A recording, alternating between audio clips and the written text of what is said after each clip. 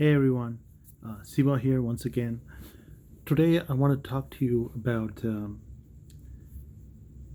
asset properties and what are the different kinds of databases available. First, let me deal with what are the different kinds of database management systems available.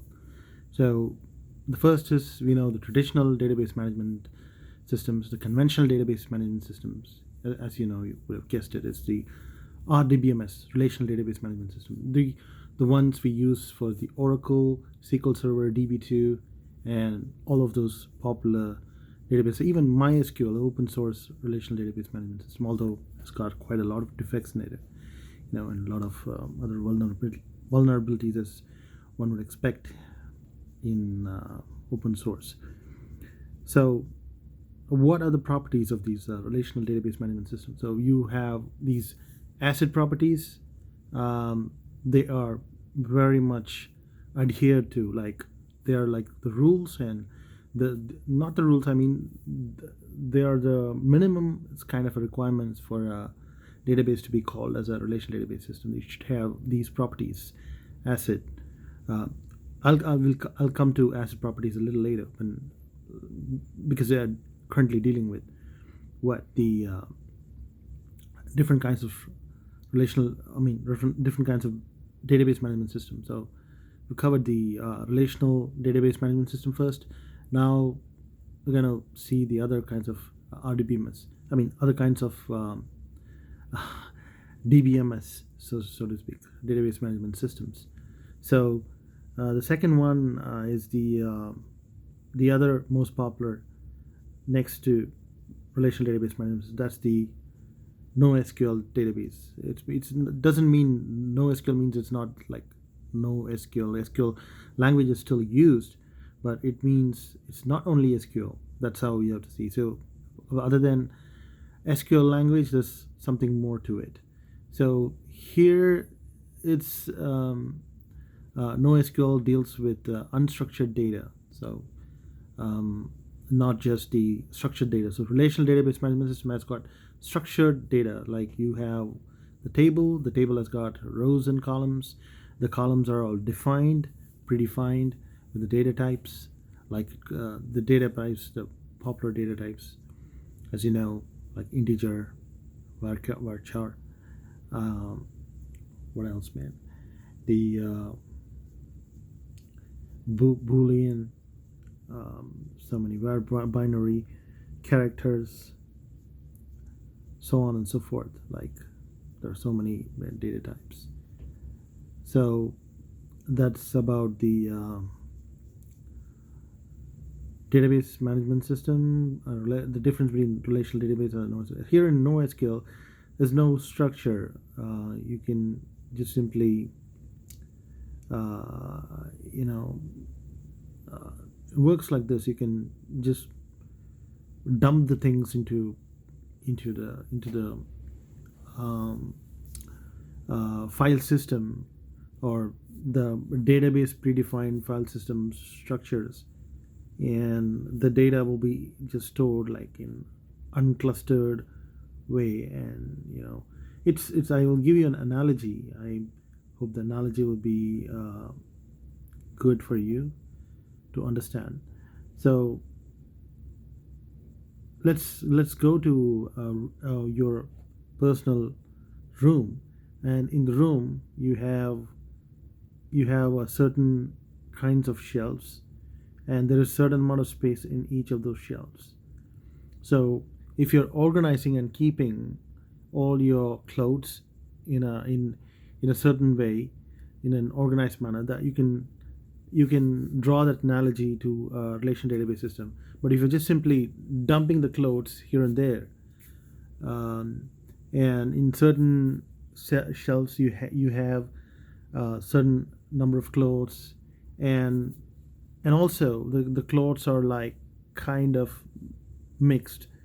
You have your shirts and trousers mixed together, and you have all those your inner wears and all the underwears. Everything is jumbled. Everything is clustered into area, and you're just strewn across the room. typical of you know a teenager's room. So that's one of the examples I can give for NoSQL database system.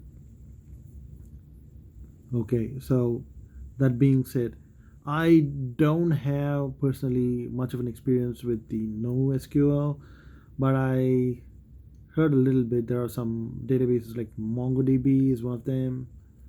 I'm sure there are a lot of other databases as well. Then we have databases like hierarchical database. So an example for a hierarchical database is you can take Windows registry. Windows registry has got a hierarchical structure. It has a top hierarchy, and then you have something else underneath, and you have the key value pair or something stored there as registry variable. So that's one of the examples about the hierarchical database. Then we have what is called graph databases, I believe. Neo4j. It'll so graph databases are also a different kinds of database. It has like a graph-like structure, and it's just a format and graph. I don't have any of the details, but I know there's a database called graph database, so you can just look it up in the internet if you want to. But it is good to know there are different kinds of databases available in the market, and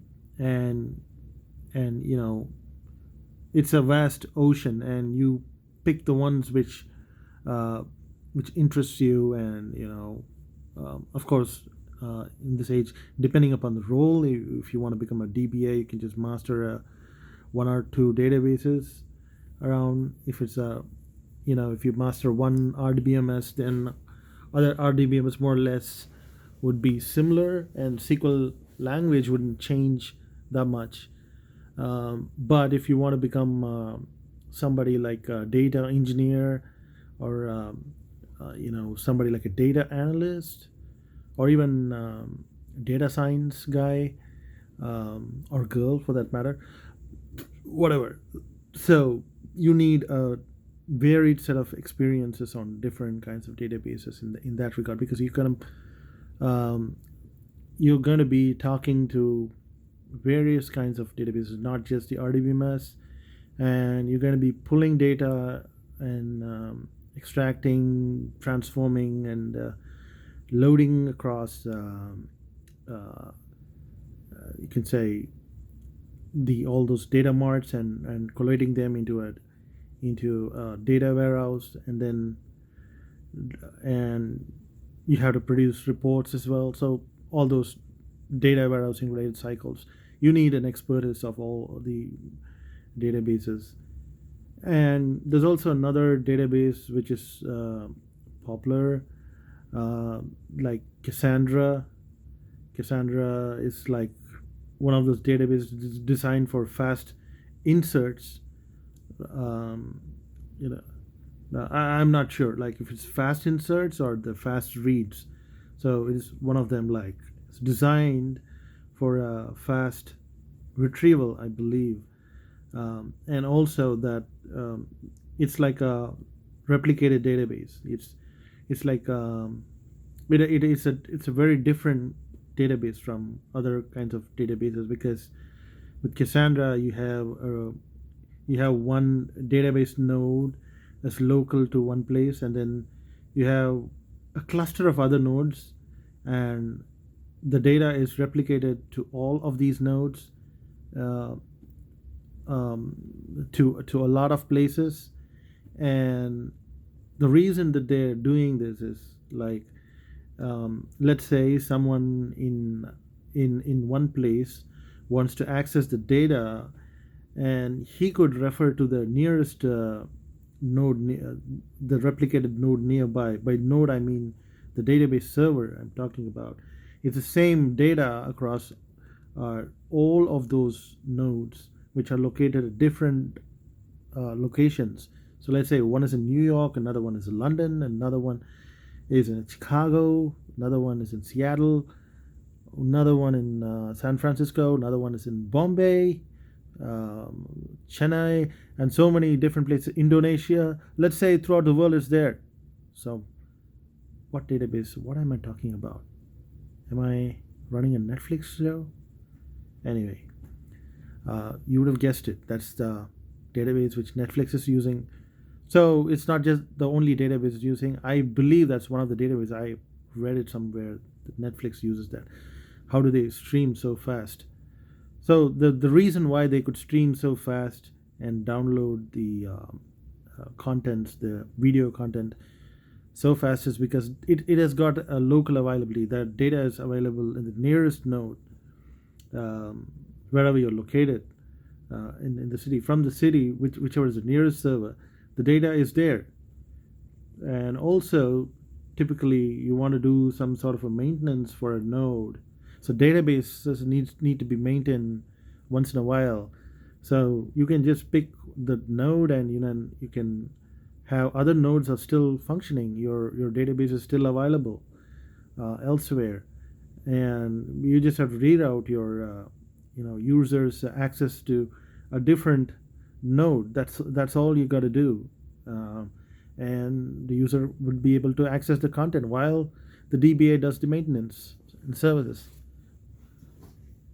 So that's something about the Cassandra database. Then then we have the Hadoop database, the big data, all that thing database. Then that's that's somewhat like a NoSQL database that comes under that. Then we have covered hierarchical RDBMS. We have something called as object-oriented databases. Object-oriented databases. These are databases that are made using object-oriented language like the Java. Then you can have them. There are some object-oriented RDBMS as well. It's just the names of these the database management systems in general. You could use C++, which is a object-oriented language, and then design a database and call it object-oriented database, right? Object-oriented database. Then what other databases do we have here? So these are like some of the known database management systems that I'm aware of. Certainly, you can look up for the other database management systems. But why I brought this all of this here is that it's essential for us to know, like, what are these what are the different options available when it comes to database management system. Especially, you want to do the role of an architect, and you want to design a particular kinds of database for a particular usage. For instance, if you want to do an e-commerce shopping site, you may want to prefer a relational database system for that. But if you want to design some sort of social media stuff, such as Facebook or something, you could actually use something else instead, and at least you can choose among the options, like how much data is going to be dumped, or how much of video content is going to be dumped, and for what purpose. Relational. If it's a structured, it's very simple to see what kind of a database we would like to use. It's based on the usage. Very simply, if it's a structured content, such as what's the data type, what's going to be stored, what information typically. So if it's not big data, it's like if it's like a repetitive data that's going to be stored, like let's say you're storing some likes in the Facebook, and you just want to keep, it's just a counter stuff. You can program a counter, you can have a table, and that auto increments, and then you have a data type that auto increments, right? Like the identity columns or sequence. So you can have that data type, and then you can associate that with the user or the application, and whenever a user comes and clicks on that, that's an event from the programming side, and the event just calls the database, and the database um, gets a new row added, and it's another counter, and the sequence keeps getting added, and the row against, and the user who clicked the like button, and also the information about what is it that he is clicking on, like the post. So this is all so the other thing about I want to talk about relations is not only it's just a structured database, it's the relational database is also made out of relationships. So you have a certain kind of relationship, like one-to-one relationship, one-to-many. So all these are mathematical relationship narrations. Whatever you ever learned in your set language back in your schools, when you studied schools. So it's just that you have to apply that in the real world scenario where you see, where you would see like the relationship between different tables. Like there's something called as normalization, and it's another thing called applying the normalization, removing duplicates, and all that. There are like set of rules you apply on the raw data to eliminate some redundant stuffs and derive at a structure for the table, and then ultimately derive some relationships between the tables. It all starts from the top level where you analyze a certain kind of a requirement for a specific scenario, and then and then you collect that data into tables. You come up with some tables based on the specifications you receive about the use cases, and then you finally derive relationships applying all those normalization forms. It's a pretty vast things. I'm trying to put all of them in a small cup, which is very much impossible to do, but I'll definitely put some more videos on each of these things, like the normalization, how to do a normalization. Yeah, and perhaps it'll cover another part 2 if possible. So that's about it for now. So you've seen what are the different kinds of databases. Probably I'll come up with the ACID properties next. It's very important stuff you need to know. Otherwise, the database won't be functional. A database management system won't be functional without these properties. What we call is as ACID properties. It stands for atomicity, consistency, integrity, and durability. So see you soon in the next video. Thank you very much.